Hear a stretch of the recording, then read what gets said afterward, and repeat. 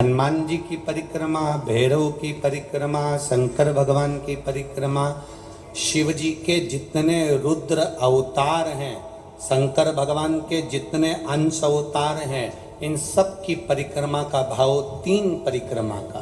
कितनी परिक्रमा? 3। काल भैरव, भैरव की परिक्रमा कितनी होती है? जम के बोलो, 3। हनुमान जी की परिक्रमा कितनी होती है? 3। शंकर के जितने अवतार, मेरे भोलेनाथ के जितने रुद्र अवतार हैं, मेरे शिव के जितने अवतार हैं, मेरे शंकर के जितने अंश अवतार हैं, उनकी सबकी परिक्रमा 3।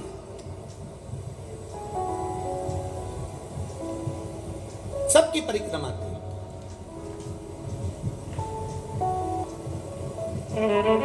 शिव परिक्रमा का भी भाव है, 3 परिक्रमा शंकर की भी है, पर पूरी नहीं। कैसी? आधी। आधी भी कैसी? प्रत्येक शंकर की परिक्रमा का स्मरण होना चाहिए आपको।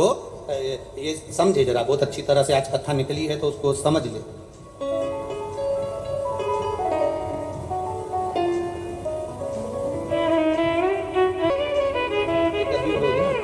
एक डब्बी और उसमें देख लेंगे। जैसे ये शिवलिंग है, शिव की आधी परिक्रमा जब हम करते हैं, उस परिक्रमा का फल हमें बाबा कब प्रदान करते हैं वो समझने वाला विषय, ठीक है।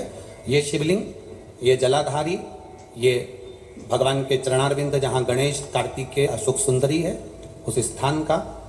अब मंदिर के बीच में गर्भगृह में ये शिवलिंग रखा है। हम जब परिक्रमा चालू करते हैं तो यहाँ से यूं गए और यहीं से हम वापिस आ गए, वापिस हम यहीं से आ गए। शंकर की परिक्रमा पूर्ण कब मानी गई? आधी परिक्रमा को पूर्ण कब कहा गया? शिव की परिक्रमा को हम पूर्ण कैसे मान सकते हैं? हम कहते हैं, हमारे शास्त्र कहते हैं कि शंकर की 3 परिक्रमा करो, या भगवान की 3 परिक्रमा करो, या देवता की 3 परिक्रमा करो। परिक्रमा का फल कब मिलता है? परिक्रमा का अंश फल कब मिलता है?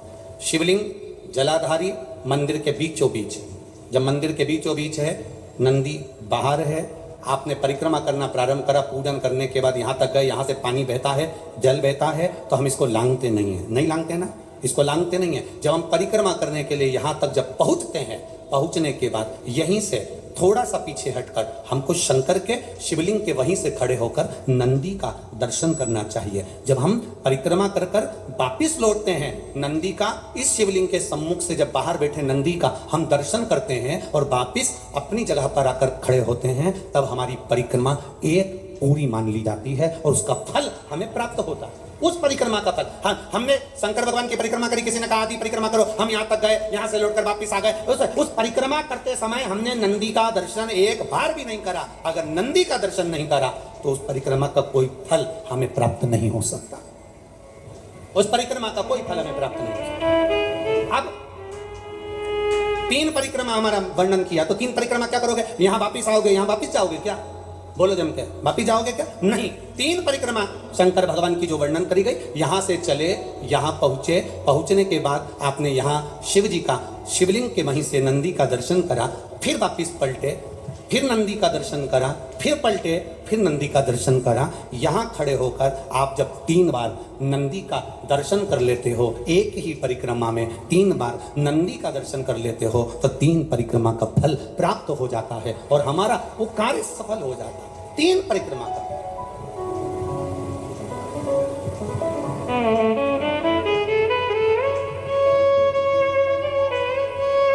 तीन परिक्रमा का फल हमें प्राप्त हो। शिव के जितने गण हैं, भगवान शंकर के जितने अंश अवतार हैं, रुद्र के जितने अंश अवतार हैं, भगवान शिव के जितने अंश अवतार हैं, उनकी परिक्रमा का क्रम,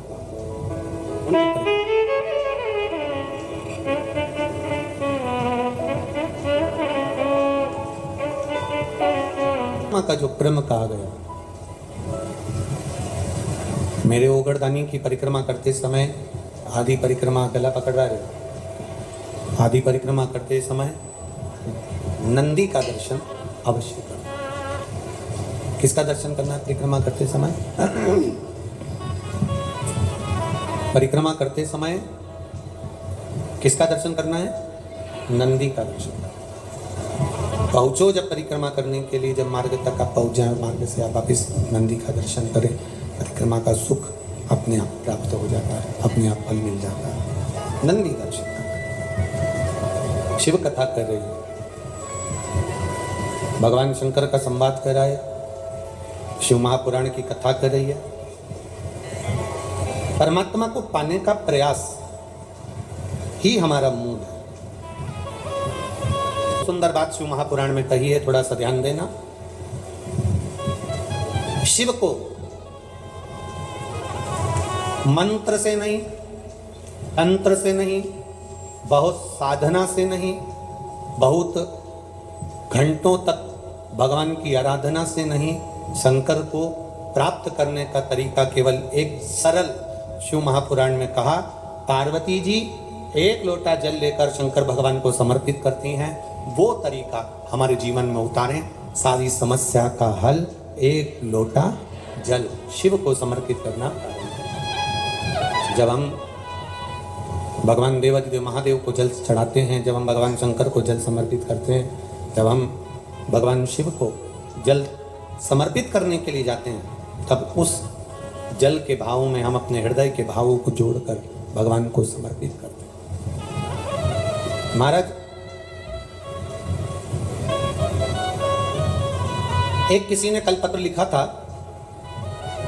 शायद वो नीचे इसमें हो भी गा, अब ढूंढेंगे तो समय लगेगा। अगर गुरुजी मान लो हमारे घर में शिवलिंग नहीं है, तो हम शंकर भगवान की आराधना कैसे करें? वैसे तो प्रयास करा करो कि शंकर भगवान का शिवलिंग आपके घर में जरूर हो। कारण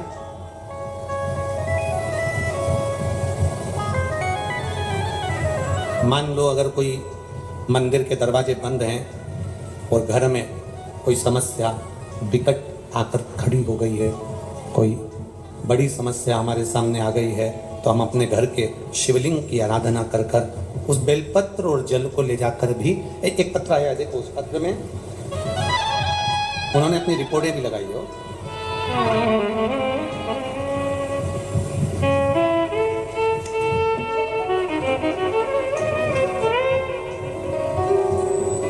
मोहनलाल जी छिपा निवासी, बंगरू जयपुर का रहने वाला। कहीं बैठे हैं? आप ही हैं? एक बार हाथ हिला दो मोहनलाल जी। मोहनलाल छिपा निवासी, बंगरू जयपुर का रहने वाला हूँ। मेरा मोबाइल नंबर ये लिखा है। गुरुजी, मेरा सन 2015 में लीवर में फॉल्ट हो गया, तो मेरे घर वालों ने हॉस्पिटल में भर्ती कराया। डॉक्टर ने बोला कि इनका लीवर डैमेज हो गया है। मेरे मुंह से ब्लड आना शुरू हो गया, मेरे मुंह से ब्लड आने लगा। फिर हम महीने मेरे को हॉस्पिटल में हर महीने आईसीयू वार्ड में भर्ती होना पड़ता। हर महीने मेरा लीवर फॉल्ट होता, डैमेज होता और मेरे मुंह से ब्लड की उल्टियाँ होना चालू हो जाती। मेरा घूमना आना जाना सब बंद हो गया। 8 साल से 10 बार मेरा लीवर फॉल्ट हुआ। फिर हमें सन 2022 में किसी ने कहा कि शिवजी के ऊपर चढ़ा हुआ जल पिलाओ और बेलपत्री खिलाओ। तब हमने आपकी कथा सुनी और जल और बेलपत्री का सेवन किया। सीहोर पहुँचे, वहाँ से एक रुद्राक्ष बाबा से लेकर आए। बाबा का एक कंकर भी उठा ला, विनती कर कर, बाबा लीवर काम करने लगे, ऐसी कृपा करिएगा। मैं क्या वर्णन करूं गुरुदेव, सारी रिपोर्टें मैं डॉक्टर की लगा रहा हूं। लीवर पूरा डैमेज हो चुका था, खराब हो चुका था और बाबा की कृपा से बाबा ने वापिस पुनः मेरा लीवर ठीक कर दिया और मैं अब कोई खून की उल्टी नहीं होती। डॉक्टर की रिपोर्ट लगा रहा हूं।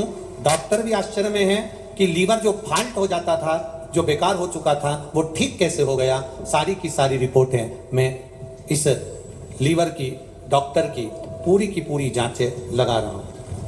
ये शिव तत्व है, ये ओघड़ी है, ये कृपालु, ये दयालु, ये दाता। अब ठीक है बाबू, अब ब्लड की उल्टियां तो नहीं हो रही, सारी समस्या का हल। बैठिए बाबू, श्री शिवाय नमस्ते। शिव तत्व इसी को कहते हैं, ओघड़ी इसी को कहते हैं। भक्ति का एक ललक अपने भीतर जागृत करिए। कई लोग कहते हैं अगर हमारे घर में शिवलिंग नहीं है, शंकर का अगर शिवलिंग नहीं है, तो फिर हम शंकर की आराधना कैसे करें? हम आपसे एक बात कहना चाहेंगे, अपने घर में एक छोटा शिवलिंग होना चाहिए, होना चाहिए। और मान लो नहीं है, आपके परिवार के लोग नहीं राजी हो रहे हैं, आपके घर के लोग नहीं राजी हो रहे हैं, आपके परिवार के लोग राजी नहीं हो रहे हैं, तो फिर क्या करोगे? तो कहा शिव महापुराण में सुंदर आनंद के साथ विद्येश्वर संहिता में कहा कि शिवलिंग नहीं होने पर जब आप मंदिर में दिया लगाते हो, मंदिर में जब दीप लगाते हो, मंदिर में जब दिया जलाते हो, प्रज्वलित करते हो, मंदिर में जब दीप लगाओ तो दीप की जो ज्योति होती है वो भी शिवलिंग की आकृति की होती है। तब उस समय पर ज्योतिर्लिंग का स्मरण करो और अपना कार्य सफल करो। अगर शिवलिंग गला पकड़ रहा है, अगर शिवलिंग मान लो शंकर का शिवलिंग हमारे पास में नहीं है, शंकर का शिवलिंग हमारे पास में नहीं है, तो ज्योतिर्लिपि रिंग की भी आप आकृति बनाकर उसकी पूजन कर सकते हो। ज्योतिर्लिंग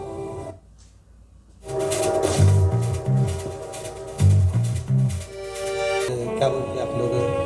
मन मेरा मंदिर आंखें दिया बाती, होठों की है तानियां रोम फूल बाती, रोम रोम जीभा तेरा नाम पुकारती है माँ तेरी आरती।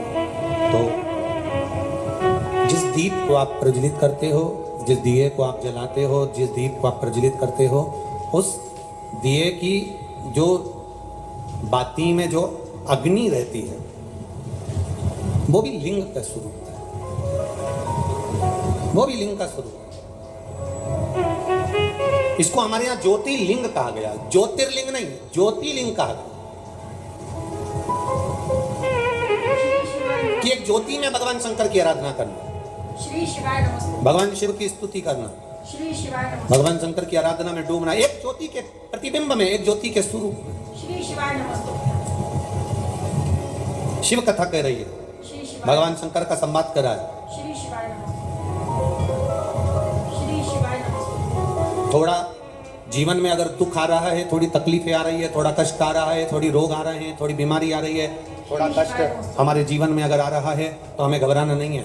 ये माताओं से हमने सीखा है, इन माताओं को आता है दाल चावल बनाने से पहले, दाल चावल को कुकर में रखने से पहले मेरी माताएं दाल और चावल को अच्छे से धोती है। बोलो री जी और सही है कि गलत है? श्री शिवाय नमस्ते। ये माताओं से हमने सीखा है, दाल चावल बनाना है, कुकर में रखना है, दाल चावल को बनाने के लिए हंडी में रखना है, कुकर में रखना है, तो पहले दाल चावल को अच्छे से, बोलो बोलो जम के बोलो, धोना पड़ेगा। श्री शिवाय नमस्ते। तो भगवान भी अपने दिल रूपी कुकर में जब तुमको रखता है उससे पहले तुमको धोता। श्री शिवाय नमस्ते। कुकर में ऐसे ही नहीं चढ़ा देता, कुकर में ऐसे ही नहीं रख देता। श्री शिवाय नमस्ते। दाल चावल को अगर कुकर में रखते हैं तो पहले धोते हैं। परमात्मा भी जब हमको, मेरा देवाधिदेव महादेव जब हमको परखता है, ऐसा नहीं ना तकलीफ आती है, और जब पूरा परख लेता है, एक माँ ने अपने पत्र में लिखा कि मेरे पेट में एक गांठ हो गई और वो गांठ का मैंने ऑपरेशन करवा लिया और डॉक्टर ने कहा था ये कैंसर की गांठ है। उसने पत्र में लिखा कि ये कैंसर की गांठ है। श्री शिवाय नमस्ते। मैं निशा सुनील टेलर, झालावाड़ निवासी हूँ। कहीं बैठी हैं? श्री शिवाय निशा सुनील टेलर, झालावाड़ निवासी। कहीं बैठे, दर्द होने लगा, डॉक्टर को दिखाया तो ओवरी में 10 सेंटीमीटर की गठान बताई। कई जगह बड़े बड़े डॉक्टरों ने बात बताया, सब ने कैंसर की गठान बता दी। मैंने महादेव की पूजन करना प्रारंभ करा, शिव जी पे 1 लोटा जल चढ़ाना प्रारंभ करा, बाबा देवाधिदेव महादेव से विनती करना प्रारंभ करा, और आखिरी में डॉक्टर नहीं माने कि ऑपरेशन तो करना ही पड़ेगा। तब ऑपरेशन करवाया, शिव जी के भरोसे करवाया। ऑपरेशन में जो गठान निकली वो मुंबई गई चेकअप के लिए। तब वहां से खबर आई कि आपकी जो गांठ है वो कैंसर की नहीं है, साधारण गांठ थी। बाबा ने कृपा करी, कैंसर नहीं निकला। जब सिस्टर ने मेरे गांठ निकालने के बाद ऑपरेशन किया, जो ऑपरेशन किया उस पर जब पट्टी लगाई और रोज पट्टी को जब वो हटाती थी, तो बाबा की कृपा का मैं क्या वर्णन करूं गुरुदेव। वो डॉक्टर सिस्टर भी कहते थे कि आपकी पट्टी हटाने पर ऐसा लगता है कि आपकी पट्टी के अंदर कोई बेलपत्री रख देता है और उस बेलपत्री की पत्ती उस पट्टी के अंदर मिल जाती है। ये इन्होंने पत्र में लिखा है, ये यहाँ पर लिखा, पढ़ो उसको। अखबार में आप लोग जितने लोग मीडिया के माध्यम से देख रहे हो उसमें भी आप पढ़ सकते हो। श्री शिवाय ड्रेसिंग नमस्तुभ्यं। से यह पत्ते कहां से आए? दोनों दिन ऐसा ही हुआ, वह पत्ते और कुछ नहीं थे। ड्रेसिंग में जो पत्ते थे वो बेलपत्र के पत्ते थे। ये बेलपत्र के पत्ते, डॉक्टर भी आश्चर्य कर रहा है कि ड्रेसिंग में कहां से आए। श्री शिवाय नमस्तुभ्यं। तेरी कृपा बिना न हिले श्री शिवाय एक भी नमस्तुभ्यं। श्री शिवाय नमस्तुभ्यं। लेते हैं श्वास तेरी कृपा से प्रभु। हम जिसकी आराधना कर रहे हैं, हम जिसका भरोसा कर रहे हैं, हम जिसका विश्वास कर रहे हैं, हम जिसकी दृढ़ता कर रहे हैं, हम जिसका अनुमोदन कर रहे हैं, हम जिसकी भक्ति में डूबे हुए हैं, उसमें तुम्हारा स्मरण होना चाहिए कि अगर हॉस्पिटल में भी हो, दुख की घड़ी में भी हो, तो तुम अकेले नहीं हो। तुम्हारा महादेव तुम्हारे साथ में कदम से कदम मिलाकर चल रहा है। श्री शिवाय नमस्तुभ्यं।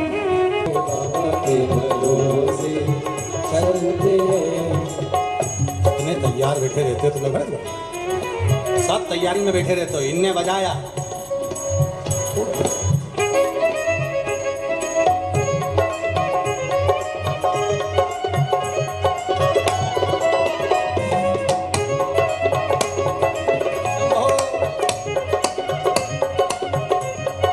श्री शिवाय नमस्तुभ्यं। श्री शिवाय नमस्तुभ्यं। श्री शिवाय नमस्तुभ्यं। श्री शिवाय नमस्तुभ्यं। श्री शिवाय नमस्तुभ्यं। श्री शिवाय नमस्तुभ्यं। श्री शिवाय नमस्तुभ्यं। बाबा के भरोसे चलते हैं ये दुनिया वाले जलते हैं, ये दुनिया वाले जलते हैं, ये दुनिया वाले जलते हैं, ये दुनिया वाले जलते हैं। भोले बाबा के भरोसे चलते हैं, भोले बाबा के भरोसे चलते हैं, शंभो बाबा के भरोसे चलते हैं, शंभो बाबा के भरोसे चलते हैं। वेश मंगल मंगलकारी, वेश मंगल मंगलकारी, शमशान वासी हमारा, शमशान वासी हमारा, ओ भोला सब दुख काटो मारा, ओ भोला सब दुख काटो मारा। शिव कथा कर रही है महाराज। थोड़ा मिट्टी अगर कोई डाले भी, थोड़ा शब्द कहे भी, थोड़े बहुत ताने दे भी दे, मिट्टी के नीचे बीज दब जाता है और फिर अंकुरित होता है, वृक्ष बनता है, पौधा बनता है, और वही वृक्ष, वही पौधा जनमानस का कल्याण करता है। कोई लोग कहते हैं हम शंकर जी की आराधना करें, पूजन करें, और शिव जी के पूजन में कोई गलती नहीं होना चाहिए, ऐसे लोग कहते हैं। शिव जी के पूजन में कोई गलती नहीं होना चाहिए, ये दुनिया के लोग कहते हैं गुरु जी। आपका क्या कहना है? आप जब दिल से पुकारोगे, दिल से कहोगे, वो दिल से सुने। लोग कहते हैं शंकर जी की पूजा में कोई कमी नहीं होना चाहिए, नहीं तो शंकर जी क्रोधी हो जाते हैं, गुस्सा करते हैं और श्राप दे देते हैं। हमने सुना है लोग ऐसा कहते हैं। हम निवेदन करना चाहेंगे, शंकर भगवान के पास में शिव जी किसके देवता हैं? उसका नाम है पशुपति। जम के बोलो जरा, पशुपति नाथ। अब पशु में ये अकल होती है क्या कि यहाँ बैठना है कि वहां बैठना है कि ऐसे बैठना है कि वैसे बैठना है? बोलो बोलो, जम के बोलो जरा। होती है? पक्षी में अकल होती है क्या कि हमको यहाँ बैठना है कि वहां बैठना है? भूत प्रेत में अकल होती है क्या? बोलते जाओ जरा जम के। डाकनी पिशाचनी में अकल होती है क्या? नहीं। भगवान शंकर किसके देवता हैं? देवताओं के भी देवता शिव, असुर राक्षसों के भी अगर कोई देवता है तो शिव, पशुओं के देवता हैं तो शिव, पक्षियों के देवता हैं तो शिव, और भूत प्रेत डाकनी पिशाचनी सब के देवता हैं तो शिव। शंकर भगवान की कथा कहती है पशु पक्षी जीव जलचर थलचर वायुचर किसी में बुद्धि नहीं होती। वो जैसे शंकर को रिझाते हैं शंकर वैसे रीझ जाते हैं। आपसे थोड़ी बहुत गलती हो भी जाए शंकर उसको नहीं देते, शिव उसको नहीं देते। भगवान कोई बात कर्पूर गौरम करुणा शिव गलती नहीं देते। मेरा उघड़दानी, मेरा त्रिकालदर्शी, मेरा कैलाशी, मेरा विनाशी, मेरा शिव गलती ना देखकर तुम्हारी अच्छाई को ढूंढता है कि तुम में अच्छाई क्या भरी। ब्रह्मा जी ने शंकर भगवान को अपशब्द कहा, ताने दिए, आड़ा टेढ़ा बोला, तो भी भगवान शंकर ने उनकी गलती नहीं देखी। उनका जो सिर कट गया था उसको बड़ का पेड़ बना दिया, बट वृक्ष बना दिया। शंकर जी ने देखा कि ब्रह्मा जी से गलती हो गई, उन्होंने किन्नरों की सृष्टि बना दी। तब शंकर भगवान ब्रह्मा विष्णु और महेश तीनों एकत्रित हो गए और तीनों ने अर्धनारीश्वर स्वरूप का भगवान शिव का दर्शन किया। लक्ष्मी, तो लक्ष्मी जी के मन में एक प्रश्न खड़ा हो गया, शिव जी के मंदिर में तो कहीं भैरव का दर्शन ही नहीं होता। आपके यहाँ पर शंकर जी के मंदिर हैं, आपको भैरव का दर्शन हुआ है कहीं? शिव जी के मंदिर में भैरव का दर्शन होता ही नहीं है। तो फिर शंकर भगवान के मंदिर में जब भैरव का दर्शन नहीं होता, शंकर भगवान के मंदिर में जब भैरव दिखता नहीं है, तो हमारे दुख का भक्षण, हमारे दुख को कैसे वो खा जाता है, हमारे दुख को कैसे वो समाप्त कर देता है। फिर वो भैरव हमें दिखता तो है ही नहीं। आखिर फिर वो भैरव गया था, वो भैरव किस जगह पर है? भगवान नारायण ने लक्ष्मी से कहा, सुनो लक्ष्मी, भगवान शंकर के दरवाजे के 2 द्वारपाल हैं, मणिभद्र वीरभद्र। दरवाजे के, भगवान शंकर के दरवाजे के 2 द्वारपाल। और सुनो लक्ष्मी, वो 2 द्वारपाल भगवान शंकर के दरवाजे के हैं। भैरव को शंकर भगवान ने अपनी ऊपर की चौखट का मध्य भाग काल भैरव को दिया। जिस समय भक्त भगवान को 1 लोटा जल चढ़ाने के लिए मंदिर में गर्भगृह में प्रवेश करता है, जिस समय 1 लोटा जल चढ़ाने के लिए भक्त शंकर का, ओघड़ी का भक्त जब मंदिर के अंदर शिवालय में प्रवेश करता है, तो वो चौखट की जो छाया होती है वो भक्त के सिर पर पड़ती है। जब वो जल लेकर अंदर प्रवेश करता है, उसके जीवन में जो दुख होता है वो काल भैरव ऊपर की ऊपर खींच लेता है और उसको भक्त कर जाता है। ये भैरव का तत्व।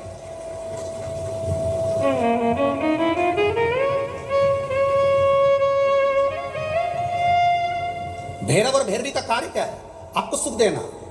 भैरव और भैरवी का कार्य क्या है? आपके भीतर यदि अहंकार आ गया, आपके भीतर यदि अभिमान आ गया, आपके भीतर यदि अभिमत्ता आ गई, आपके भीतर यदि कपट आ गया, आपके भीतर यदि बेईमानी आ गई, आपके भीतर यदि प्रपंच आ गया, आपके भीतर यदि काम वासना आसक्ति तृष्णा लोभ समाहित हो गया, तो भैरव और भैरवी इसको खींच लेते हैं। ये शरीर के अंदर एक तरंग के रूप में प्रवेश कर खींच लेते हैं। भैरव और भैरवी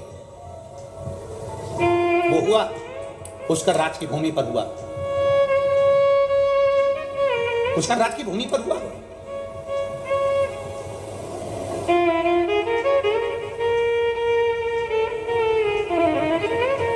नारायण ने भैरव जी का सम्मान करा, आदर करा, सत्कार करा। लक्ष्मी जी ने भैरव जी को भोजन कराया, सुंदर पकवान बनाकर खिलाया। ब्रह्मा जी के ठहाका लगाने की आवाज बैकुंठ में पहुंच गई। ब्रह्मा जी के हंसने की आवाज बैकुंठ धाम तक पहुंच गई।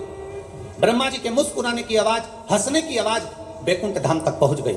और जब बैकुंठ धाम में काल भैरव भोजन कर रहे थे, ब्रह्मा जी के ठहाका लगाने की आवाज पहुंची, तो लक्ष्मी जी तुरंत उसी समय पर नारायण के पास जाकर पूछती हैं, क्या बात है, कौन हंस रहा है? तो कहा, ब्रह्मलोक में ब्रह्मा जी हंसे हैं। उसका हंसने का कारण क्या है? हंसने का कारण क्या है? भगवान ने कहा, उनके हंसने का एक कारण है, ब्रह्मा जी पृथ्वी पर एक यज्ञ करने वाले हैं। वो यज्ञ संपूर्ण जगत के कल्याण के लिए करने वाले हैं, पर उस यज्ञ की सबसे बड़ी एक बात है कि जगत का तो कल्याण करने के लिए ब्रह्मा जी यज्ञ कर रहे हैं, पर कहीं ना कहीं उनके भीतर कुछ अंश में अहम समाहित हो गया। जब तक वो अहंकार उनका नहीं टूटेगा, तब तक उस यज्ञशाला में ब्रह्मा नहीं बैठ सकते। अहंकार टूटेगा तो यज्ञशाला में पहुंचे। आपका अभिमान कौन तोड़ता है? आपका अहंकार कौन तोड़ता है?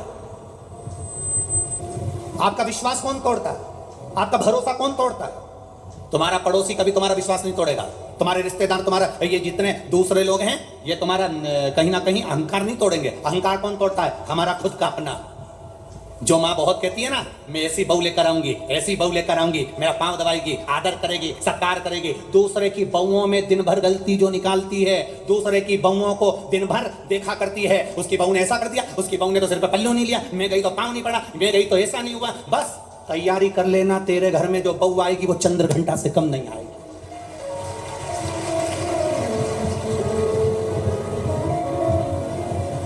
जो बहुत वो हमारे मालवा की भाषा में कह देना जीजी, ए राजस्थान वाली जीजी, हमारे उधर की भाषा में कह दें तो कहते हैं जो बहुत लंबी नाक लगाए ना। बस समझ गई ना तुम लोग? समझ तो गई ना? बस जो बहुत लंबी नाक लगाए ना, उसकी बहू तो ऐसी, मेरी बहन की बहू आई ऐसी आई, मेरे मामा के छोरे की बहू आई ऐसी आई। मैं तो बहू लाऊंगी तो ऐसी लाऊंगी, मैं बहू लाऊंगी तो मुझे तो रत्ती भर नहीं हुआ है, ऐसी बहू मुझे आएगी ना तो मेरी तो बिल्कुल नहीं बनेगी। और मालूम पड़े उससे 4 गुना जोरदार आई, और शादी के 2 महीना नहीं हुए और मायके में जाकर बैठी। अब ये इतनी बोलती थी, अब ये चुप। अब क्या बोले? बोले तो बोले क्या? True SPF begins with real signs.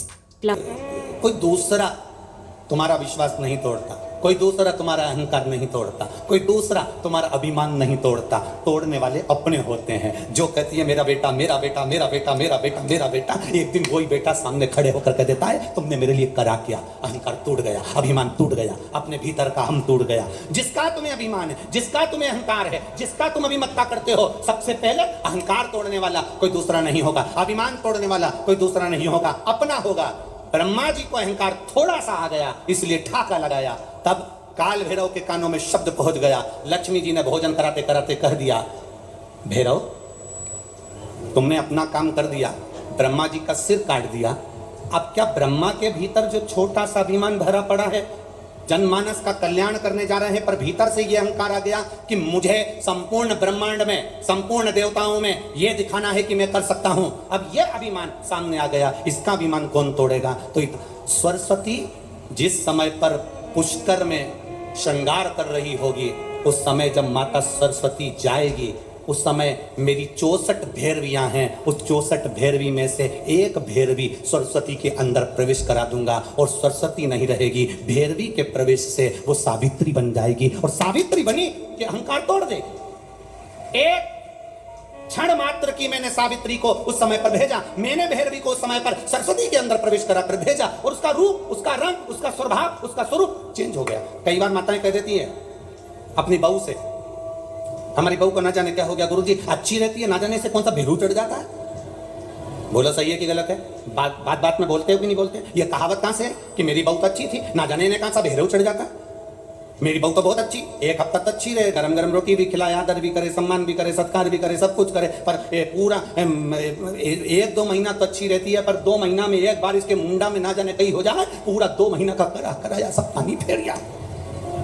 इसको कौन सा भेरू चढ़ जाता है? इसको कौन सी भैरवी चढ़ जाती है? इसको क्या हो जाता है एकदम? इसको होता क्या है अच्छी, आदर करती है, बीमार पड़ जाओ तो हॉस्पिटल भी ले जाती है, सम्मान भी करती है, गाड़ी भी चला ले, सब काम बढ़िया कर ले, रोटी भी अच्छी बनाए, सब्जी भी अच्छी बनाए, सब काम जोरदार करे, पर इसके होता क्या है ये समझ में नहीं आता। तो इन्होंने पत्रिका ले जाके दिखाई, पंडित जी बताओ। पंडित जी बोले इनका गुण तो अच्छा मिला, इनका गुण तो अच्छा मिला, कोई दोष भी नहीं है, बढ़िया है, पूरा 24-25 गुण, 27-28 गुण, जितना भी गुण है मिला तो अच्छा है। फिर तकलीफ क्या है? तकलीफ आखिर है क्या? तकलीफ कुछ नहीं है, तकलीफ एक है, जब हमारे भीतर अहंकार आता है, जब हमारे भीतर अभिमान आता है, जब हमारे भीतर कहीं ना कहीं लोभ, कहीं ना कहीं काम, कहीं ना कहीं वासना, कहीं ना कहीं तृष्णा, कहीं ना कहीं आसक्ति जब बढ़ जाती है, तो भैरवी का और भैरव का एक अंश कहीं ना कहीं आ जाता है। कुछ क्षण के लिए एक अंश आ जाता है और सब साफ। जब हमारे भीतर लोभ जागा, बहू को भैरवी कब चढ़ी, उसने गुस्सा कब करा? जब तुम्हारे भीतर कहीं लोभ जागृत हुआ।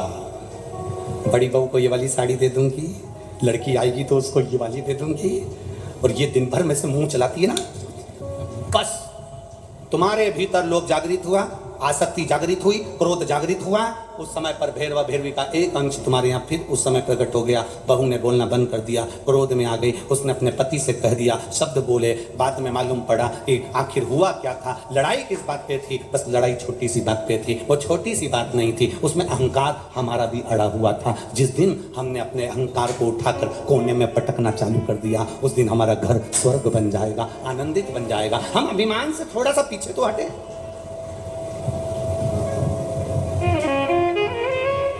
सब चाहते हैं मेरी बहू आए अच्छी आए। ये तीन मित्र पिकनिक करने के लिए गए, और तीन मित्र जब पिकनिक करने के लिए गए तो पिकनिक करने के लिए ने समोसा लिया, कचौड़ी ली, मालपुआ लिया, रबड़ी ली, सब लिया, बालूशाही ली, सब मैसूर पाक वगैरह सब लिया और लेकर झोला। तीनों मित्र पिकनिक करने के लिए बगीचे में बैठते से उन्होंने बैग खोला। बैग खोलते से उन्होंने देखा कि इसमें खाने का तो सामान है पर पानी की बोतल नहीं है और कोल्ड ड्रिंक की बोतल नहीं है। दोनों बोतल घर रह गई। अब इन्होंने विचार करा कि अपनी पानी की बोतल और कोल्ड ड्रिंक की बोतल कौन लेकर आए, तो इन्होंने नाम लिखा, पर्ची बनाई। तीनों ने का नाम लिखकर पर्ची बनाकर कुड़कुड़ा के इसे फेंका। जिसका नाम आएगा वो घर जाएगा, पानी की बोतल लाएगा, कोल्ड ड्रिंक लाएगा। जब तक वो नहीं आएगा तब तक कोई कुछ नहीं खाएगा। इनने पर्ची फेंकी, एक व्यक्ति का नाम आया, उससे कहा तू घर जा और कोल्ड ड्रिंक की बोतल और पानी लेकर आ। वो गया, कहने लगा जब तक तू नहीं आएगा तब तक नाम पानी पियेंगे, नाम कुछ खाएंगे, जल्दी आना। और उसका नाम लेकर उसको भेज दिया। वो चले गया। आधा घंटा हो गया, 1 घंटा हो गया, 1.5 घंटा हो गया, 2 घंटा हो गया, 2.5 घंटा हो गया, 3 घंटा हो गया, पर वो नहीं आया। अब इन दोनों ने आपस में विचार करा, उसकी मम्मी ने कोई काम बता दिया होगा, उसके पिताजी ने कोई काम बता दिया होगा, वो वहां लग गया होगा। एक काम करते हैं, चलो निकालो खाते हैं। इन्होंने पूरा बैग खोला, समोसा निकाल कर, दोनों खाने वाले थे। इतनी देर में वो पेड़ के पीछे से सामने आ गया और आते से ही बोला, मुझे मालूम था तुम खा जाओगे, इसलिए मैं गया ही नहीं। इसीलिए मैं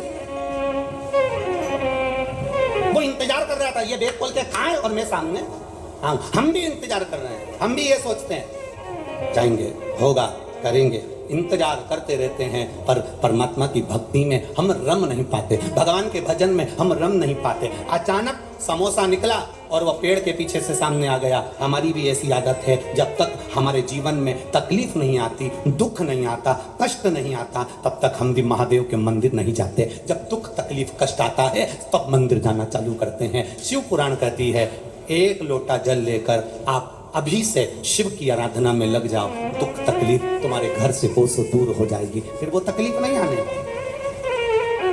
हृदय से लगा लो कि राजा रहा हो, उठा लो। शिव की आराधना। काल भैरव ने जो सरस्वती माँ चली, जाकर उन्होंने देखा गायत्री बैठी हैं और उन्होंने अपना वही भैरवी का एक अंश आ गया, सावित्री के रूप में प्रकट हो गई और सावित्री बनकर उन्होंने उसी समय पर श्राप दे दिया, ब्रह्मा जी तुम्हारा मंदिर कहीं ना होगा। एक अंश।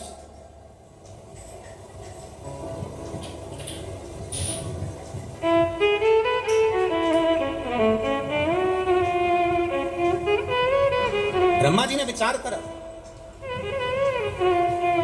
कारण क्या हुआ, मेरा सिर कट चुका है। ब्रह्मा जी ने विचार करा, मेरा मस्तक कट चुका है, आखिर कारण क्या है जो मुझे श्राप लगा, वो मेरी पत्नी का। ये सरस्वती सावित्री बनकर मुझे श्राप दे दी, कारण क्या है। ब्रह्मा जी 1000 वर्ष तक तप साधना में डूबे, तब उनको ज्ञात पड़ा कि काल भैरव ने भैरवी का भाव मेरे प्रकट किया, मेरे अहंकार को तोड़ने के लिए। ब्रह्मा जी ने भैरव की परिक्रमा कर कर तब स्तुति की है। ब्रह्मा जी भैरव की परिक्रमा। एक प्रसंग आपने सुना होगा, एक प्रसंग अपनी जिंदगी में उतारा होगा। भगवान कृष्ण कारागार में माता देवकी और वसुदेव को छुड़ाने के लिए गए, तब भगवान कृष्ण की जो उम्र थी वो 14 वर्ष की थी। कितने वर्ष के हैं, जम के बोलो जरा, 14 वर्ष। भगवान कृष्ण जब माता देवकी को छुड़ाने के लिए गए, वसुदेव जी को छुड़ाने के लिए गए, उस समय पर भगवान कृष्ण की उम्र 14 वर्ष की है। तो माता देवकी के जब कारागार से भगवान मुक्त कर रहे थे, तो देवकी ने भगवान कृष्ण से पूछ लिया कि तू तो भगवान है,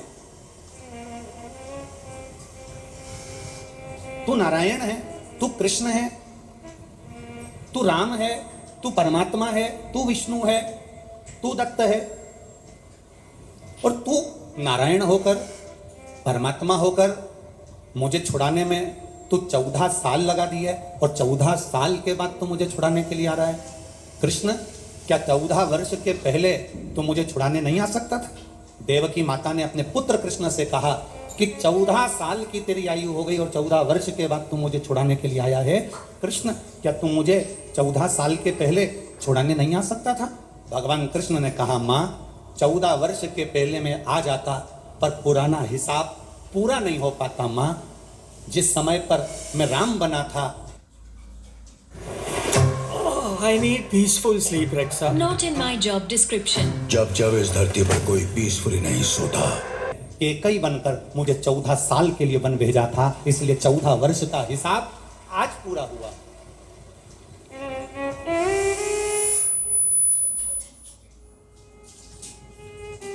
चौदह वर्ष का हिसाब आज पूरा हुआ है।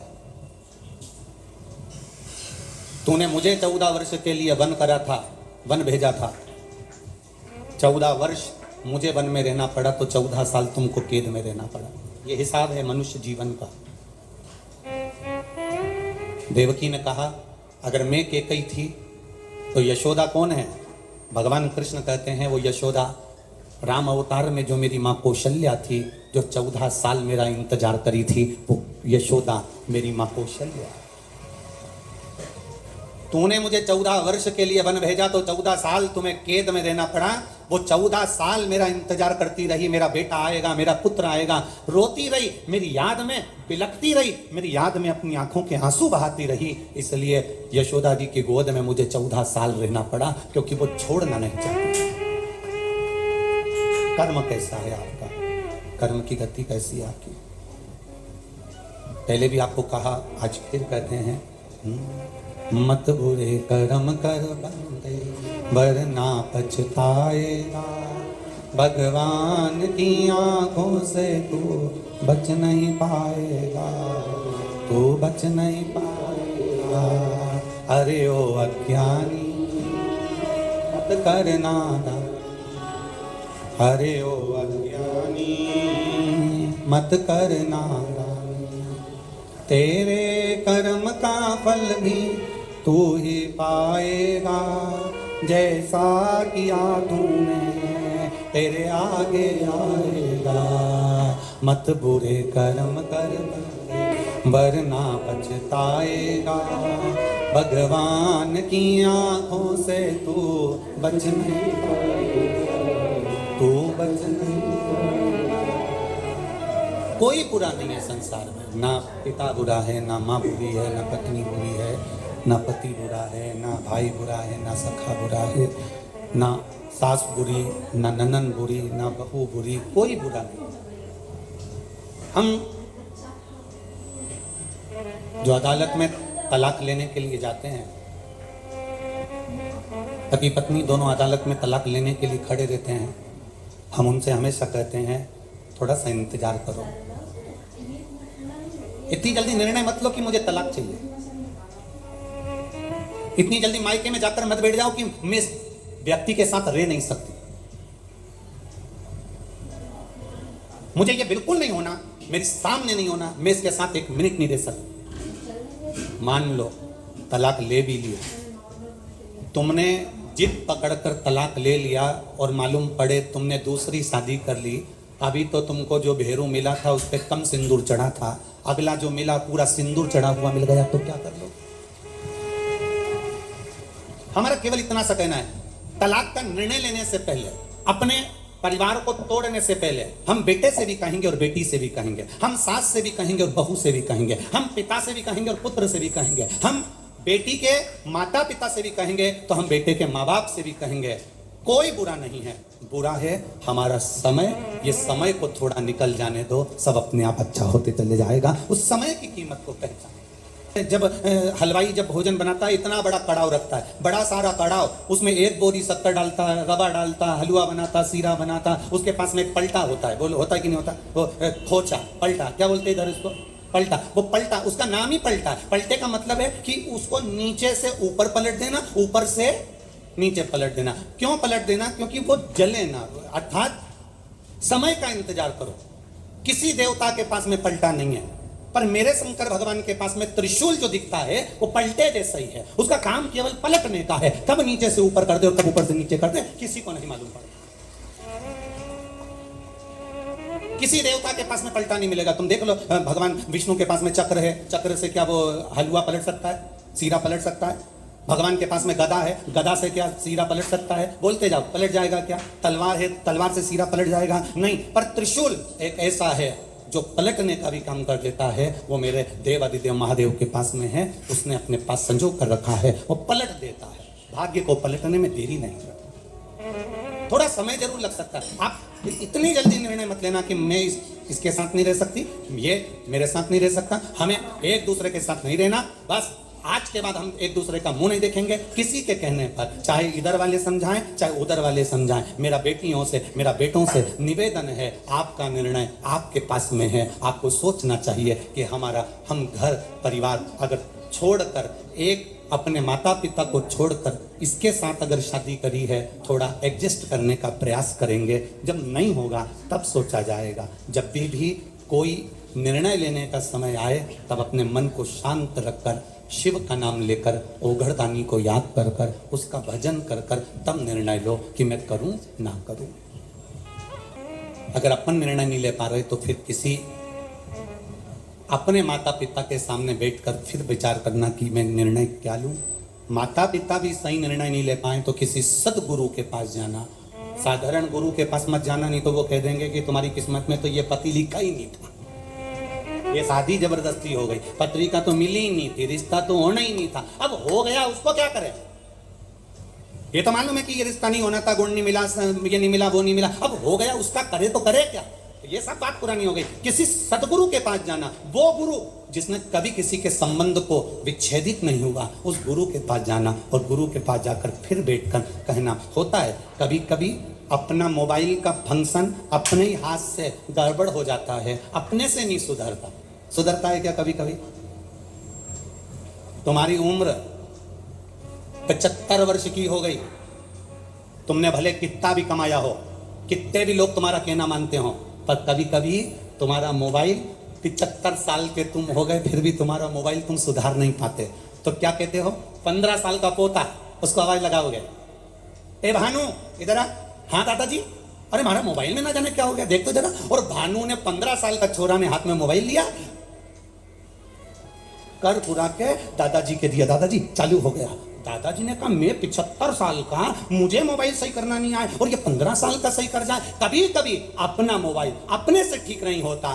तुम ये मत सोचना कि तुम बहुत उम्र वाले हो गए, हमने कोई धूप में बाल सफेद नहीं करे, हमने कोई ऐसा नहीं करा। इतनी अकड़ में मत रहना कि कभी कभी 75 साल वाले का भी मोबाइल 15 साल का छोरा सही कर जाता है। वो स्मरण रखना अपने पास। कभी कभी घर के छोटे भी अच्छा निर्णय दे जाते हैं, कभी कभी घर के बच्चे भी अच्छा निर्णय दे जाते हैं। अहंकार में निर्णय नहीं लिए जाते। तुम भले 75 साल के हो गए, तुम भले 80 साल के हो गए, तुम भले 70 साल के हो गए, कभी कभी मोबाइल घर का बच्चा सुधार देता है। और अगर बच्चे से भी नहीं सुधरता, घर के व्यक्ति से नहीं सुधरता, तो फिर मोबाइल को दुकान वाले के पास भेजा जाता है। दुकान वाला कहता है इसको 7 दिन तक यहाँ पड़े रहने दो, मैं कंपनी में भेजूंगा, कंपनी से सुधर के यहाँ आ जाएगा। बोलो सही है कि गलत है? कंपनी में जाएगा, वहां से सुधर कर आ जाएगा। कितना दिन लगेगा?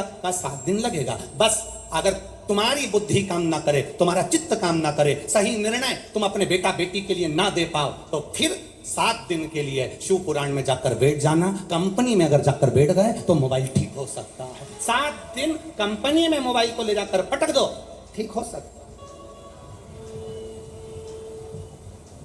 शिव पुराण, मोबाइल सही करने की दुकान और पुष्कर राज कंपनी।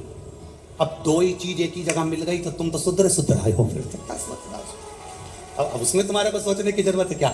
यहाँ देखो बहुत अच्छा एक हम कहना चाहेंगे। जिन 1999 में हमने जब पहली कथा गीताबाई पारस सर ने जब करवाई थी, तो वो गीताबाई पारस सर इसी पुष्कर की रहने वाली और इन्हीं ब्राह्मण परिवारों में से थी जो हमारे सीहोर है। और यहाँ कई ब्राह्मण पुरोहित परिवार ऐसे होंगे जिनकी वो रिश्तेदार भी लगती होगी। इनके रिश्तेदार खड़े होना जरा आप लोगों के, इन लोगों के रिश्ते में भी है। और कल हमारे वो पुरोहित जी हमको जो दर्शन कराने का उनके भी रिश्ते में है। ये एक सहज वाली बात है। तो हमारे को तो हम ये कहेंगे कि हम यहाँ कथा करने के लिए अगर आए हैं तो हमको तो ऐसा लगता है कि हमारे परिवार में ब्रह्मा जी ने नहीं, यहाँ ब्राह्मणों ने कहीं ब्रह्मा जी से कहा होगा, तो यहाँ शंकर जी की कथा यहाँ हो रही। ये शिव तत्व है, ये शंकर की उदाहरण। अरे बोलो बोलो जम के। राजस्थान के लोग डट के घी केवल खाते नहीं है। राजस्थान मारवाड़ का एक एक व्यक्ति जितना खाता नहीं है घी, उससे दुगना मेहमानों को खिला देता है। ये वो राजस्थान साधारण है। क्या राजस्थान? अब तो किसी ने पूछा, गुरुजी ब्राह्मण संत साधु गुरु पंडित जितने साधु सन्यासी तपस्वी, इनको तो माया से मतलब नहीं होना चाहिए, धन से मतलब नहीं होना चाहिए, फिर ये पैसा क्यों लेते हैं, फिर ये धन क्यों लेते हैं, ये माया क्यों लेते हैं? तो मेरा निवेदन केवल इतना है कि संत साधु गुरु सन्यासी ब्राह्मण ये सब तुमसे पैसा माया इसलिए लेते हैं कि माया भी रोती है कि हमारी तब काया सुधरेगी जब साधु संत के हाथ में आती है। साधु संत उसे भंडारे भोजन में लगा देता है तो माया की भी काया पलट जाती है। इसलिए संत ब्राह्मण साधु गुरुजन सन्यासी तपस्वी साधक उपासक ये धन तुमसे लेकर माया की काया पलटने में लगा देते। पर उसमें कभी कभी ऐसा होता है कि काया पलटने के लिए एक बार जलंधर एक बार जिनकी पत्नी वृंदा भगवान नारायण की उपासक एक बार जलंधर जा रहा था और जलंधर जाते जाते माता पार्वती जी को कैलाश के ऊपर देख लिया जलंधर में। अब माँ तो माँ बड़ी सुंदर, हमने पहले भी कथा में कहा जितनी सुंदर बहू नहीं होती उससे दुगनी सुंदर सास होती है। Old is gold. हम पहले भी कथा में कहे हैं बहू को तैयार होने में 2 घंटे लग जाते हैं, सास को बस तीज का व्रत, सास का भी बहू का भी, बहू का तीज का व्रत, बहू 2 घंटे में तैयार हो रही, बाल धोएगी झड़ाएगी तैयार होगी चोटी करेगी खजूर वाली चोटी बांधेगी चूड़ला फिर पायल फिर लहंगा फिर चोली फिर चूना फिर गजरा गजरा ना जाने ये सब लगाएगी। और सास बहू कह रही मम्मी तुम कब तैयार होगी? इतने में मम्मी बोल रही बहू तू तैयार हो जा, मैं तो तुरंत हो जा। पूजन का समय मम्मी तुम भी तैयार हो जा। बहू 4 बजे से तैयार होने में पिली, तब जाके 7 बजे भी पूरी तैयार नहीं हो पाई। सास ने कहा हो गई बस अब भी तुरंत कमरे में गई, आधा घंटा फिर निकल गया, 7:30 बज गई और सास स्नान करी अंदर गई, 2 मिनट में चोटी करी, एक साड़ी उसने अपनी पुरानी निकाली और पटला पटली लगा के जो सास पहन के बाहर आई, इतने में तो बहू की जान जल गई। टोकरी के देखे तो सरी कई सुंदर लग रही, ऐसी सुंदर गजब।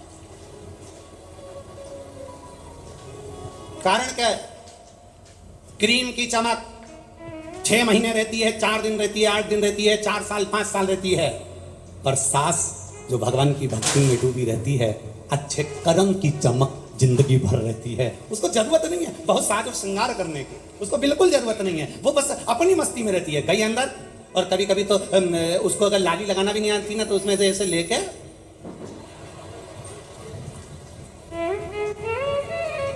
और इतने में बहू ने कह दिया मम्मी यहाँ पे पाउडर ज्यादा दिख रहा है, तो इतने में मुंह में से जरा सा थूक लिया। ओल्ड इज गोल्ड, उसको मतलब ही नहीं।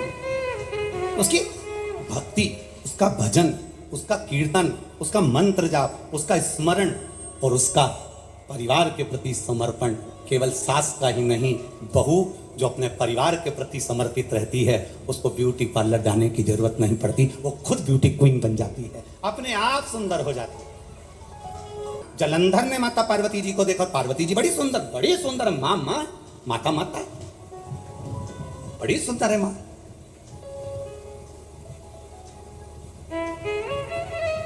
जलंधर ने देखा कि पार्वती जी बड़ी सुंदर हैं।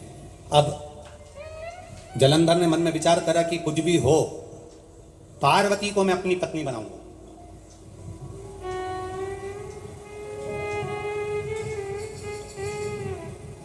पहले कथा में कहा था दूसरे की नारी, दूसरे का धन, दूसरे का मकान, दूसरे का वैभव देखकर कभी अपनी दृष्टि को गलत मत होने, कभी मत होने। था पार्वती जी बड़ी सुंदर है, मैं इनसे विवाह करूंगा, मैं इनसे शादी करूंगा। अब पार्वती जी तक ये खबर लेकर कौन जाए कि पार्वती जलंधर तुमसे शादी करना चाहता है, जलंधर तुमसे विवाह करना चाहता है? इस खबर को लेकर जाएगा कौन? इस सूचना को लेकर पार्वती जी तक पहुंचेगा कौन? चंद्रदेव को बुलाया, चंद्र ने मना कर दिया। इंद्रदेव को बुलाया, इंद्र ने मना कर दिया। सबको बुलाया, गरुण वरुण सब आए, परंतु सबने मना कर दिया। सूचना पहुंची ब्रह्मा जी के पास में। ब्रह्मा जी, भगवान ब्रह्मदेव के पास में सूचना पहुंची कि जलंधर पार्वती जी के पास में विवाह का प्रस्ताव भेज रहा है, ये अच्छी बात नहीं है। और ब्रह्मा जी ने पहुंचकर तुरंत जलंधर को समझाने का प्रयास करा। जलंधर, ये तुम्हारा निर्णय ठीक नहीं है। जलंधर, तुम किसी पर नारी पर अपनी दृष्टि दो। भगवान देवादिदेव महादेव की धर्मपत्नी माँ जगत जननी, माँ जगत धात्री, माँ दुर्गा भवानी, माता पार्वती पर तुम अपनी दृष्टि दे रहे हो, ये ठीक नहीं है। जलंधर, ये श्रेष्ठ नहीं है। ब्रह्मा जी का काम था समझाने का, समझा रहे, पर जलंधर मानने को तो तैयार हो। कभी कभी ऐसा हो जाता है, बेटी को समझाया जाए तो नहीं मानती, बेटे को समझाया जाए तो नहीं मानता, सास को समझाया जाए तुम चुप हो जाओ, नहीं मानती, ससुर को समझाया जाए तुम चुप हो जाओ, नहीं मानते, भाई को समझाया जाए तुम चुप हो जाओ, नहीं मानते। फिर वही बात है, समय की घड़ी ऐसी चलती है जिस समय पर क्रोध जब उपजता है कोई मानने को तैयार नहीं होता, और जब पूरा काम बिगड़ जाता है तब सब आंख से आंसू ढालकर फिर रोते हैं, चुप बैठे रहते हैं। तो समझाने का प्रयास करा, जलंधर को समझाने के लिए अग्रण्य आए। ब्रह्मा जी ने जलंधर को समझाने का प्रयास करा, ब्रह्मदेव ने जलंधर को समझाने का प्रयास किया, समझाया, नहीं माने। कोई राजी नहीं हुआ कि पार्वती जी के पास में विवाह का प्रस्ताव कौन लेकर जाएगा। केतु को बुलाया, केतु राजू नहीं हुआ।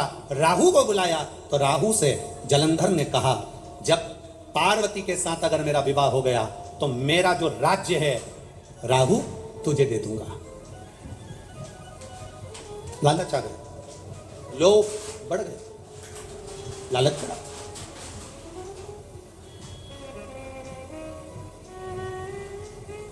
जब लोभ बढ़ता है तब व्यक्ति की जिंदगी को नष्ट कर देता है। बड़ा लोभ व्यक्ति के जीवन को नष्ट करता है। लोभ पूरा हिसाब है उसके पास। राहु के मन में लोभ जागृत हो गया।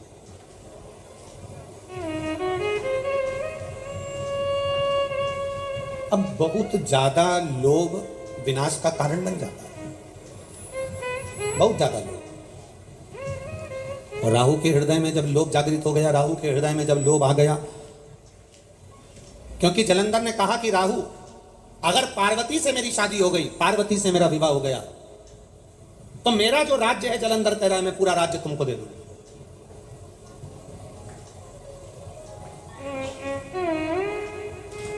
ये पूरा संपूर्ण राज्य मैं आपको दे दूंगा। राहु ने कहा ठीक है, यदि ये संपूर्ण राज्य मुझे मिल रहा है, संपूर्ण राज्य मुझे प्राप्त हो रहा है, ये संपूर्ण राज्य अगर मुझे मिल रहा है तो मुझे विवाह का प्रस्ताव ले जाने में क्या दिक्कत है? मैं विवाह का प्रस्ताव ले जाता हूं। और विवाह का प्रस्ताव राहु लेकर चला। देवादिदेव महादेव समाधि में लीन थे। पार्वती मैया देवादिदेव महादेव के लिए सुंदर पुष्प के आंकड़े, सुंदर आनंद से आंकड़े के पुष्प की माला पार्वती जी तैयार कर रही थी, और इतने में राहु प्रवेश कर गया। राहु आया और राहु ने कहा, पार्वती जी, जलंधर आपको बहुत ज्यादा स्नेह करते हैं, जलंधर आपको बहुत ज्यादा प्रेम करते हैं, वो आपसे विवाह करना चाहते हैं। जैसे ही राहु ने कहा कि जलंधर आपसे विवाह करना चाहते हैं, सुनते से पार्वती जी को क्रोध नहीं आया, महादेव जी को क्रोध आ गया। पार्वती को क्रोध क्यों नहीं आया?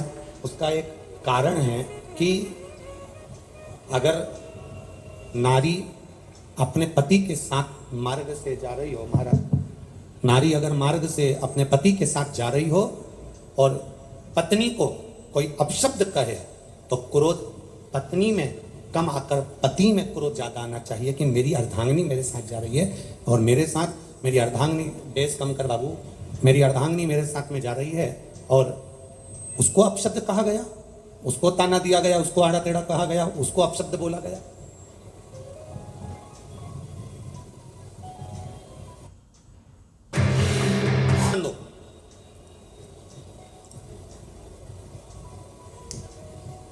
पहले हिम्मत बांधिए श्री शिवाय नमस्तुभ्यम। कि नारी, लोग कहते हैं कि अबला होती है, लोग कहते हैं नारी कमजोर होती है, पर शिव महापुराण ने एक बार भी नहीं कहा कि नारी अबला होती है, कि नारी कमजोर होती है।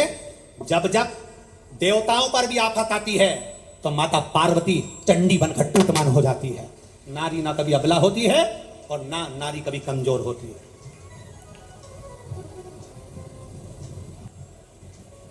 हमने पहले भी कथा में कहा, कोई विधर्मी आपको निगाह उठाकर नहीं देख सकता। अगर आप स्वयं अगर पद्मावती और झांसी की रानी हो तो दुनिया में किसी की सामर्थ्यता नहीं कोई आपको निगाह उठाकर देख लिया। आपने वो बल होना चाहिए, आपने वो सामर्थ्यता होना चाहिए। कैसे? कोई देख ले भला, कोई किसी पर कोई कमेंट्स कर दे भला, कोई किसी को शब्द बोल दे भला, नहीं। पार्वती मैया को क्रोध नहीं आया पर देवाधिदेव महादेव को क्रोध आ गया। पार्वती जी ने केवल राहु को घूर कर देखा, एक टकटकी लगाकर राहु को पार्वती जी ने घूर कर देखा। उतनी देर में तो पार्वती जी के देखते से ही राहु की आंख में से आंसू टपकना प्रारंभ हो गए। जरा विचार करना, अगर कोई कुछ कह दे तुमसे और स्त्री मात्र अगर घूर के देख ले तो अच्छे अच्छे के पसीने छूट जाते हैं। वो नारी हुआ करती है, वो नारी हुआ करती है। ऐसा नियम था, बहुत बहुत पहले की बात है, बहुत पहले की बात है। पहले ऐसा नियम था, पति मर जाता था तो पत्नी ऐसा हाथ जोड़कर अर्थी के पीछे पीछे चलती थी और पति के साथ बोलो बोलो जम के बोलो सती हो जाती थी। था कि नहीं था ऐसा नियम? पहले ऐसा नियम था। अब एक पति ने अपनी पत्नी से कहा कि पत्नी स्त्री नारी कमजोर होती है, तो नारी ने अपने पति से कहा, नारी बराबर दुनिया में कोई बलवान नहीं हो सकता। जब एक नारी अपने बच्चे को जन्म देती है तब उसका दूसरा जन्म होता है, वो मौत के मुंह से भी वापस लौट कर आती है अपनी औलाद को जिलाने के लिए, अपनी औलाद को जीवित रखने के लिए मौत के घाट से वापस लौट कर आती है। जितना बल नारी में होता है उतना बल पुरुष में नहीं। इतने में पति ने कहा, पत्नी में इतना बल नहीं जितना पुरुष में होता है। पत्नी ने कहा, ठीक है। जब पति प्राण छोड़ता है, मरता है, तो जलती हुई चिता में जिंदा नारी बैठती है, उसमें उतना बल होता है। अब एक बार कोई पति को, अभी तक नारी सती होती थी, किसी को सता होता हुआ बता दो, कोई एक ढूंढ कर लेकर आओ जो सता हो गया, एक नहीं मिलेगा। नारी में बल होता था, पति को अर्थी पर चिता पर लेकर गोदी में बैठ जाती थी, लाल चूनर ओढ़कर, पूरा श्रृंगार कर कर पूरा गांव देखता था, और नारी की बलता यह होती थी कि वो सती हो जाए। पर अब तुम कह रहे हो कि तुम इतने बलवान हो, तो पत्नी मरे तो सता क्यों नहीं हो गए? एक बल बता दिखाओ। तब मिलकर चलना जानती है, कमजोर नहीं है मेरी बेटियां।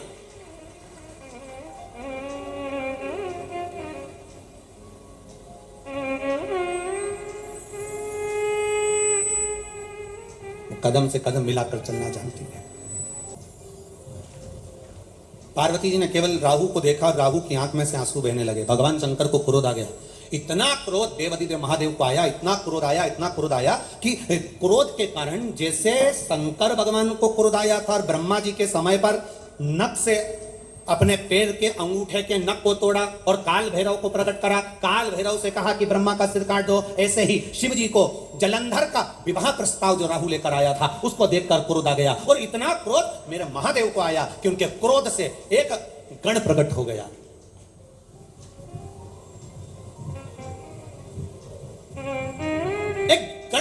प्रकट हो गया जिसका नाम था कीर्तिमुख। क्या नाम है? कीर्तिमुख। क्या नाम है? कीर्तिमुख। एक गण प्रकट हुआ। गण ने पूछा मैं कौन? शंकर भगवान कहते हैं जैसे मैंने काल भैरव को प्रकट करा था, तू किसी भैरव से कम नहीं है, तू किसी भैरव से कम नहीं है, तू किसी भैरव से कम नहीं है।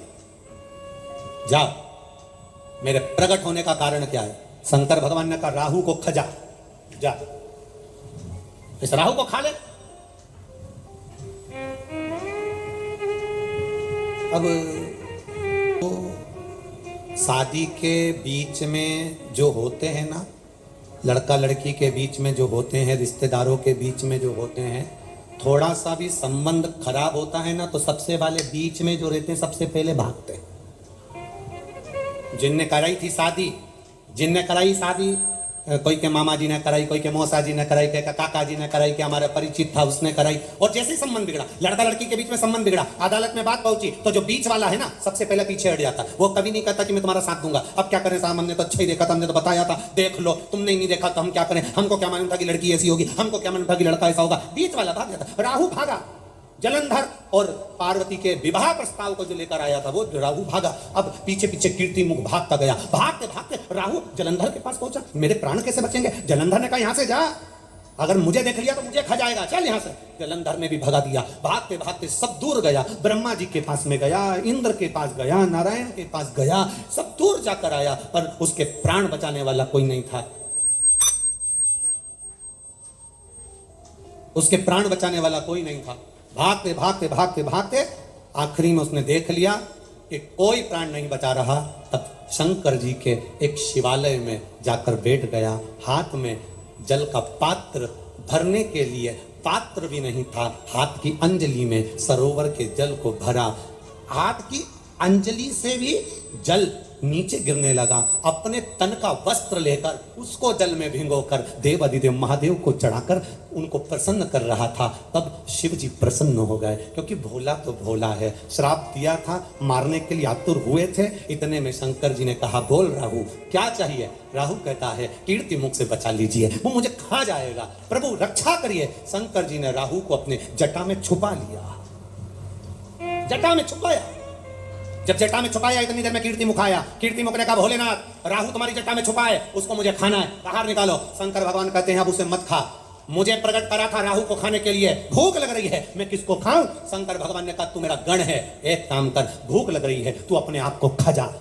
कीर्तिमुख ने अपने हाथ पांव शरीर खाना चालू कर दिया। खाते खाते कीर्तिमुख पूरे शरीर को खा गया, केवल मुख बचा। तब शंकर भगवान से कहता है मेरे मुख का क्या करूं? शिव जी कहते हैं चिंता मत कर, तू मेरा गण है, मेरे कहने को तूने माना है, मेरे कहने पर तू अपना पूरा शरीर खा गया। तेरा ये मुख काल भैरव का एक स्वरूप कीर्तिमुख के नाम से रहेगा।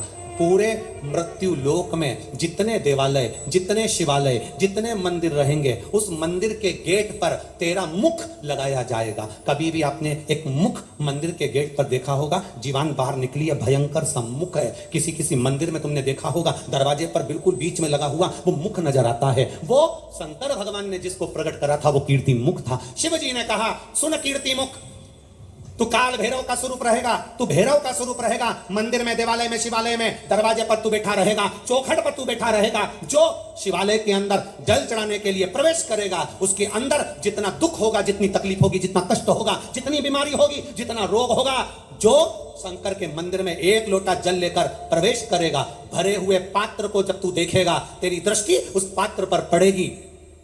और जो अंदर प्रवेश करेगा उसको कितनी भी बड़ी बीमारी हो उसको तुझे खा जाना है, उस बीमारी को तुझे निगल जाना है। बस कीर्तिमुख का काम इतना है कि जल चढ़ाने वाले के दुख को, जल चढ़ाने वाले की तकलीफ को, जल चढ़ाने वाले की बीमारी को कीर्तिमुख उसको निगल जाता है, कीर्तिमुख उसको खा जाता है, उस बीमारी को समाप्त करता है। कई लोग कहते गुरुजी ये आप कहते हैं शंकर जी के मंदिर जाया करो, 1 लोटा जल चढ़ाया करो, 1 बेलपत्री का सेवन करा करो, इससे होता क्या है? इससे लोगों की बीमारियां समाप्त हो रही। इधर शिव के भरोसे पर, हम शंकर के भरोसे पर, हम उसकी दृढ़ता के भरोसे पर आप जाओ। शंकर के मंदिर, दुनिया के लोग कहेंगे शिव जी पे चढ़ाकर जल नहीं पीना चाहिए, कोई कहेगा नारी को शिवलिंग नहीं छूना चाहिए, कोई कहेगा एक कन्या को शंकर जी का शिवलिंग का स्नान नहीं कराना चाहिए, कोई कहेगा ऐसे हो जाओगे, कोई कहेगा वैसे हो जाओगे, कोई कहेगा तुम कुत्ता बन जाओगे, तो कोई कहेगा घोड़ा बन जाओगे। तो जो तुमसे कहे कि मरने के बाद कुत्ता बन जाएंगे तो उनसे पूछना तुम देख के आए थे क्या? किसने देखा? नहीं देखा। और राजस्थान वालों ने देखा हो तो बात दूसरी है।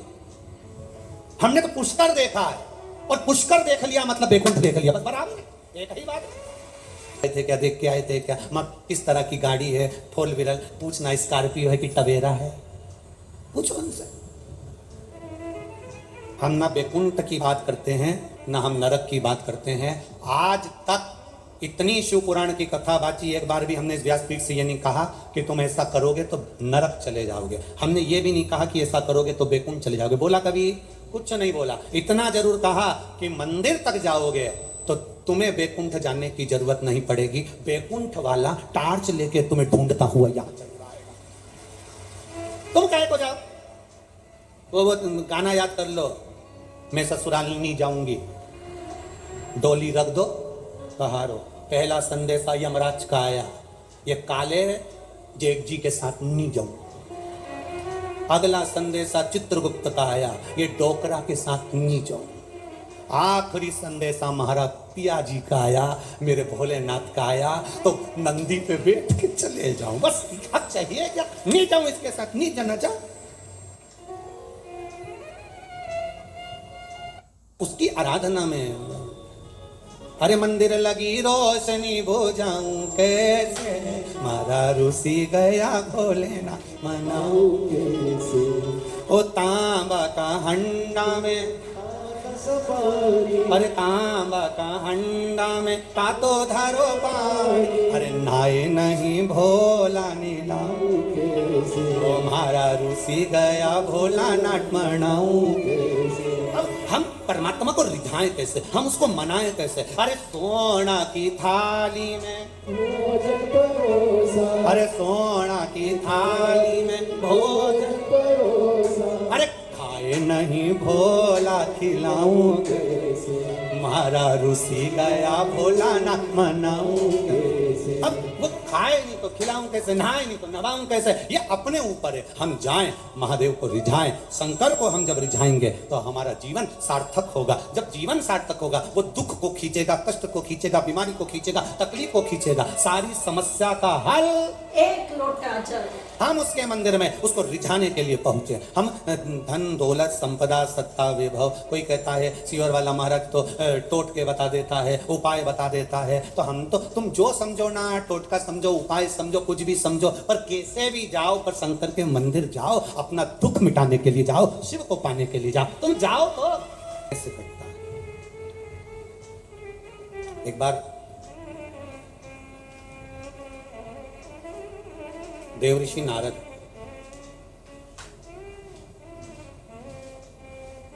जिनके भीतर अहंकार आ गया, तब साधना करी उन्होंने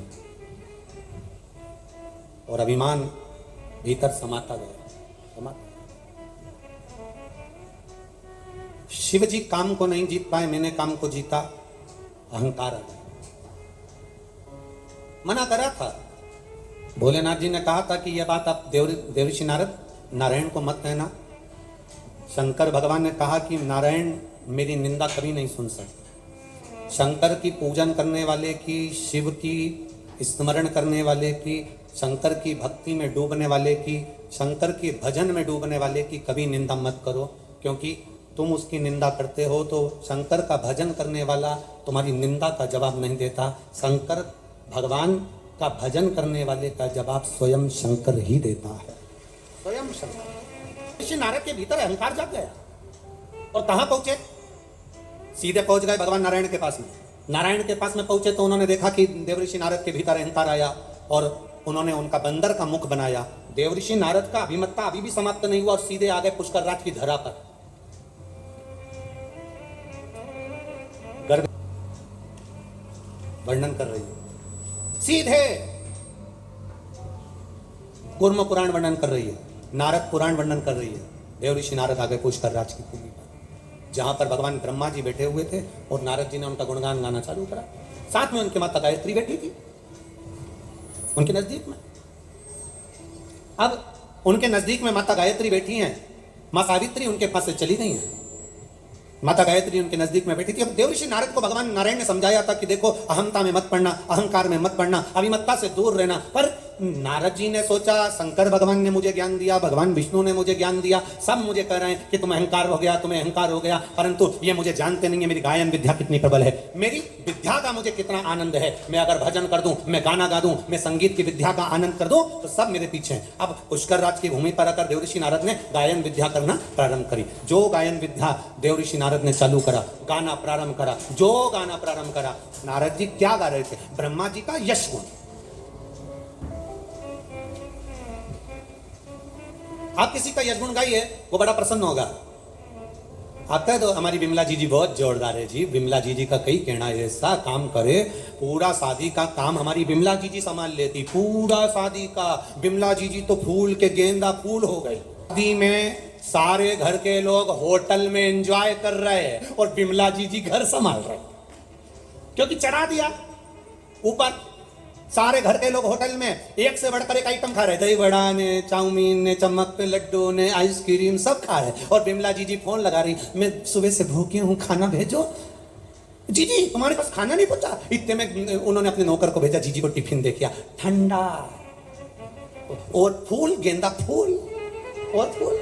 हमारी बिमला जी बहुत अच्छी, पूरा घर संभाल लेती है। घर में जब कार्यक्रम होता है तो हमारी बिमला जी पहले आ जाती है। हमारी बिमला जी पूरा घर देखती है, कपड़े संभालती, जेवर संभालती, और बहुएं क्या करती? डेंटिंग पेंटिंग करके एंजॉय करती। बिमला जी फूल और गेंदा का फूल, फूल गई बिमला जी। अब सारा कपड़ा का घड़ी बना रही बिमला जी, सामान रख रही बिमला जी, जेवर संभाल रही बिमला जी। दरवाजे पर एक भी बंदूक वाला गार्ड छोड़ने की जरूरत नहीं पड़ी। गार्ड छोड़ते तो 800 रुपए रोज देना पड़ता। अंदर बैठी, अरे बोलो तो, बिमला जी फूल। कौन सा? गेंदा का फूल संभाले। और बाद में शादी पूरी होने के बाद सबकी विदाई हुई, सबको साड़ी दी, सबको डब्बा दिया, सबको गिफ्ट आइटम दिया। बिमला जी को कौन सा ज्यादा दे दिया? फूल, गेंदा का फूल। और कर करके मर गई बेचारी बिमला जी। और आखिरी में मिला क्या? जी तुम घर में थी, तफेला रपड़ा था, उठा लेती। मैं अंगूठी रख के गई थी, वो कहाँ गई? आखिरी में मिला क्या? अपयश। इसलिए कोई तुम्हें चने के झाड़ पे चढ़ाए, खूब प्रेम से के बिमला जी, बिमला जी, बिमला जी, बिमला जी कह देना, काय कीजिए, मैं तो चंडी देवी ना चढ़िए। ये तो ऐसा हुआ जैसे लाइफ इंश्योरेंस। गुणगान देव ऋषि नारद गा रहे थे, पुष्कर राज की धरा, माँ गायत्री बाजू में बैठी, अब माता गायत्री पास में बैठी, और पुष्कर राज में ब्रह्मा जी का गुणगान देव ऋषि नारद गाया। जो ब्रह्मा जी का गुणगान गाया तो स्वयं कुबेर जी महाराज, स्वयं कुबेर चढ़कर सुंदर आनंद से पहुंच गए पुष्कर राज की धरा पर। अब जो पुष्कर राज की धरा पर कुबेर पहुंचे, नारद जी तो गुणगान गाने में लगे थे, ब्रह्मा जी का खूब जोर जोर। इतने में नारद जी ने जो कुबेर को देखा और देखते से ही कहा कि ये कुबेर के धन में जो खजाना नहीं, वो खजाना मेरी वाणी में है। इतने में गायत्री मैया के पास में बैठे होने पर उन्होंने भगवान ब्रह्मा जी से कहा, मैं वेद माता हूं। पुष्कर राज की धरा पर गाय के मुख से ब्राह्मणों ने गाय को खड़ा कर कर वेद की ध्वनि कर कर मुझे प्रकट करा है, मैं गायत्री हूँ। अगर मेरे नज़दीक में अगर कोई बैठा है और उसको भी अभिमान आ जाए तो ये श्रेष्ठता नहीं है। देवऋषि नारद को अभिमान आया है, ब्रह्मा जी आप कुछ बोलोगे नहीं? आए हुए अतिथि का आदर करना चाहिए, सम्मान करना चाहिए। कुबेर आया तो उसका आदर करना चाहिए, कुबेर आया तो उसका सत्कार करना चाहिए। पर यहाँ तो नारद जी उसका उपहास उड़ा रहे हैं। अगर कोई आया है, आतिथ्य भाव में आया है, आदर करिए, सम्मान करिए। आप उसका आदर करो। पर कुबेर की हंसी उड़ाई है देवऋषि नारद ने, अपनी विद्वत्ता का बखान करा है देवऋषि नारद ने। ब्रह्मा जी ने नारद जी को बुलाया, पुत्र तुम्हारे गायन में कमी है, पुत्र तुम्हारे गायन में कमी है, तुम में संगीत की विद्या का फल नहीं है, जाओ कहीं से सीख कर आओ। इतने में देवऋषि नारद ने कड़क होकर कह दिया, मैं मुझ में गायन विद्या नहीं, मैं कहां सीखने जाऊं। इतने में गायत्री मैया ने उसी समय पर कह दिया, किसी उल्लू से जाकर सीख लो। गायत्री माता बोली, उल्लू से जाकर सीखो। गायत्री मैया ने गलत नहीं कहा। गायत्री मैया ने तो मार्ग बताया था कि उल्लू के पास जाकर सीख लो, पर देवऋषि नारद को बुरा लग गया कि माता गायत्री मुझसे कह रही है कि मैं उल्लू के पास जाकर गायन विद्या सीखूं। इतने में देवऋषि नारद की आंख से आंसू बहने लगा कि मेरा अपमान माता गायत्री ने कर दिया। ब्रह्मा जी ने कहा, गायत्री ने तुम्हारा अपमान नहीं करा, वो वेद माता है, वेद की ध्वनि करने वाली है, संसार का उद्धार करने वाली है, मंद बुद्धि को भी बुद्धि देने वाली है, अज्ञानी को ज्ञान देने वाली है। वो वेद माता साधारण नहीं है। तुझे अहंकार में देखकर कहा कि उल्लू से जाकर सीखो, तो तुम्हें क्रोध नहीं आना चाहिए, जाओ। गायत्री माता ने कहा ना उल्लू के पास में जाओ, तो गायत्री ने कोई दूसरे उल्लू के पास तुमको नहीं भेजा है, जो उल्लू लक्ष्मी जी के पास रहता है उस उल्लू के पास जाओ। कौन सा उल्लू? जम के बोलो जरा। जो लक्ष्मी जी के पास है। ब्रह्मा जी से नारद जी ने पूछा, सारे उल्लुओं में वो उल्लू श्रेष्ठ क्यों है? मैं क्यों उस उल्लू के पास वेद विद्या सीखने के लिए, गायन विद्या सीखने के लिए जाऊंगा? गायत्री माता कह रही है वो उल्लू साधारण नहीं है, चुप रहकर बैठता है। दुनिया के लोग उसको उल्लू समझते हैं, पर वो उल्लू साधारण नहीं। कई लोग संसार सागर नारद जी ऐसे हैं जिनको खूब व्यक्ति जब पढ़ लिख जाता है, विद्वान बन जाता है, अहंकार में फूल जाता है, तो अपने घर में कोई कोई व्यक्ति ऐसा रहता है सीधा, जिसको लोग केवल उल्लू ही समझते हैं, पर वो उल्लू नहीं रहता, उसके अंदर धैर्य, ज्ञान और विद्वत्ता रहती है, साधारण नहीं हो सकता।